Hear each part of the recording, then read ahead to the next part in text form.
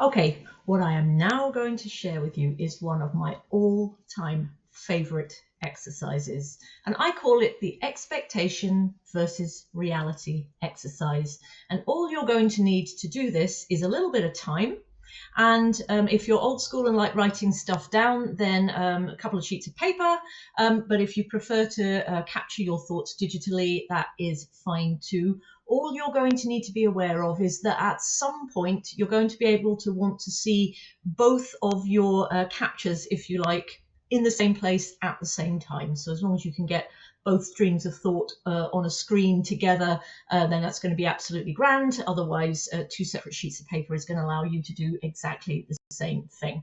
So the expectation versus reality exercise. So it's all going to start with you choosing what exactly you would like to use it on, if you like. So something that feels relevant is really important here. You can either choose a situation or a person, or you could ask it about yourself. It's entirely up to you which you would like to go. But for ease of explanation, I'm going to imagine that you want to use it to explore your expectations around a particular person, okay? And let's just say this is a particular person in your working world, and as an example, I'm going to use your manager, okay? So you're going to use your manager as an example, or rather, I'm going to use your manager as an example. So if this was you and this is what you are going to do, you would set your focus on the manager. That's who I'm going to be thinking about here. And the first thing you want to do is capture expectations. So you're going to try and capture all the expectations that you have logged in your computer regarding a manager. Now, it's your manager, but chances are a lot of the rules here are going to be around our manager, the role of manager, if you like.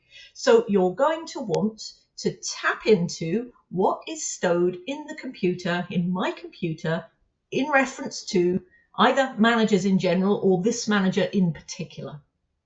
And that's what you're going to want to write down. Now, it might be worth you giving yourself a bit of a heads up that, yep, this is what I'm going to be working on. This is the area I want to use this exercise for. This is the person I'm going to use this exercise for. And the first thing I have to do is access all of my expectations. Maybe just allow yourself to think about it for a bit, set aside some time, and then you want to write them down. Whether that's old school with a pen and paper, or whether you want to use a piece of tech to capture those thoughts. The important thing here is that they come out of your head and onto a piece of paper, and that you do not filter them. And what I mean by that is that as you're writing them down, you're thinking, oh my goodness, that's a bit embarrassing, or that's a bit ridiculous, or good Lord, where did that come from? Put it down, please. Please put it down. This is not about judging what you find. This is simply about being aware of what's in there. So it's important. If it pops into your head, if it's there in any way, shape, or form, you're going to benefit hugely from being able to understand what exactly it is, because that's some of the belief systems that you're tapping into there. So you're looking to understand what exactly is it that I believe to be true about managers. What should managers be doing? Now, if the word expectation isn't working for you, then you could use a slightly different word, like what are my hopes about what a manager should be? What do I think a manager should be? But ultimately, what we're trying to capture is, what is the coding? What's the rule book in your head telling you about the role of a manager, about what a manager should be? That's where you're looking to be. It's all the shoulds. What should they be? What shouldn't they be? All of that stuff. That's what you're looking to capture. And when you think you've got it all, pause, give it a break. Chances are a few more bits might come into your head. Make sure you can grab those, put those down. Only when you are completely and utterly finished would you want to just lay that to one side. And I usually encourage folks to just give it a little bit of space, give it a day or so. And then you're going to come back, and with the same person in mind, you're now going to ask yourself, what is the reality of this person? What have I noticed about them in real life? Not what I thought they should be, but who are they really? What do they do really? What's happening really? And so here we are looking to capture the reality of the situation. And again, it's exactly the same. Give yourself a little bit of time to sort of mull it over, capture your thoughts. When you think you've got them all, pause, and then you might find you've got a few more. Only when you are sure you've captured most of them or all of them would you consider that particular piece of capture to be complete. Only then would you come to the last part of the exercise, which is to put your expectations and the reality in the same place at the same time. Here is where you begin to see, if you haven't already realized, which a lot of people will as they do the exercise, where the gaps are, how big the gaps are. It might have surfaced that perhaps some of those expectations are on reflection when you're looking at them through a human lens, a little bit unrealistic, a little bit unfair, that kind of thing. But what you will be able to do is just notice all of it in the round together in the same place at the same time. Now, it may very well be you've got a blend of some expectations that you realise were perhaps very, very optimistic. They were very wishful thinking kind of territory, and that therefore you can almost easily put aside the fact that actually your real manager isn't that little immaculate manager that you had in your head that you'd love. They're a real person. They're a bit different. They're not perfect. But there may also be some areas where actually it's not that the expectation is in any way unrealistic or unfair, but it's not what's actually happening in reality. And here, if you would like, you can create another column that kind of sits down the middle, which is the impact of the gap. Because where there is a gap between our expectations and the reality, there is usually some form of emotion. In fact, Eastern philosophy would say that the largest part of human misery is caused by the gap between our expectations and reality. And certainly in my experience, I see a lot of truth in that. There's a lot of wisdom in there. When the gap is small, we're likely to experience mild emotion. By that, I mean things like irritation, annoyance, frustration, quite mild level. When the gap's a little bit bigger, here's where the emotion that we are likely to be experiencing will be bigger.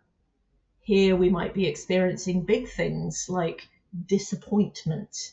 We might be feeling things like anger, some of the bigger emotions. And where the gap is very, very large, here is where we might be feeling some of the most painful emotions for a human being. A sense of abandonment, a sense of being fundamentally misunderstood, a sense of being not good enough, not able. So each of those different levels will bring with it a different type of emotion. And depending on how big the gap is between what we had hoped for and what's actually happening, is likely to be reflected in the size of the emotion that's coming with it, if you like, or the depth of the emotion that's coming with it. With some of them being very surface level and what I would consider to be, minor irritations, and some of them gut-wrenching, coming right to the heart of it, big emotions, getting right into those spaces that hurt most for humans. If nothing else, this is going to help make sense of some of what you are experiencing. Ultimately, the only sensible way forward actually is for us to begin to say to ourselves, is there any way I can begin to let go of these expectations and embrace living in my reality? Because reality is much bigger and uglier and stronger than any of us. There's only so much we can do to change reality. But first of all, we have to accept it for what it is. And by accept it, I don't mean roll over and agree with it if it's completely and utterly unacceptable. I mean accept the fact that that is what appears to be happening at the moment and make a decision from there. Because from there, we can now start to ask the question, well, is it in fact the case that the gap between what I was expecting and what I'm getting is so big that this is no longer tenable? This is completely and utterly unacceptable to me. Do I need to decide to action that? Or very, very much more often is, can I let some of this stuff go? Is some of this belonging to the Gremlin twins and therefore not helping me in any way? Are there things that I can do to actually better manage or close that gap? Because a lot of the time that will be the case, we can. But at least once we've done this exercise, we've got a better idea of what we are experiencing why we are experiencing it, and what we might need to do or consider doing to operate more from the reality column and let some of those expectations go, since they are the things that are driving a lot of our emotional discomfort. So I hope you find that helpful. Give yourself some time, see if you can give it a try on something that feels relatively light touch to begin with, and see what you discover. Enjoy and good luck.